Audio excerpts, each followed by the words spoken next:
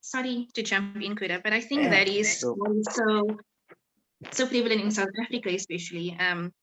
We struggle to distinguish between prostitution and human trafficking, or we struggle to see the intersection of prostitution and human trafficking. And so some of the comments you would hear, especially among the older generation, is that, oh, be a sex worker.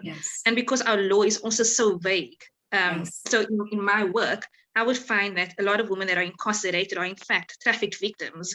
But because we are so very vague on the definition, we don't know how to fully understand or look out for them. So, and then it becomes their choice to commit this crime, and it leads them into a more devastating situation of incarceration.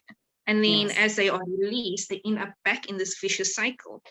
So I think my question is, how do we create awareness around the link and the intersection?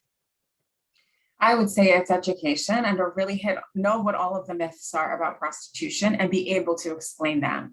And also, I think explaining them in story form can be quite effective.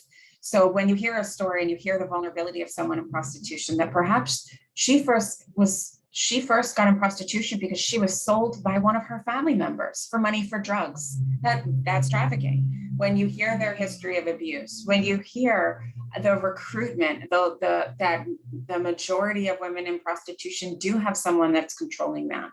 In our culture, it's often called a pimp. The pimp is just a glorified term for trafficker.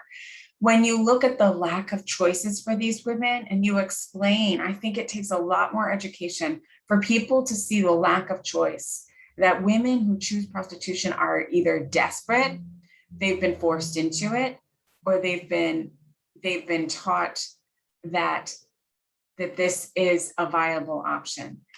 The more we can do that, and I think in story form, it's very powerful, because when you see the face of someone who has experiences, when you hear the progression of her involvement, it can build empathy, and it can build a greater context for how this happens, as opposed to just, she chose it, or she's promiscuous.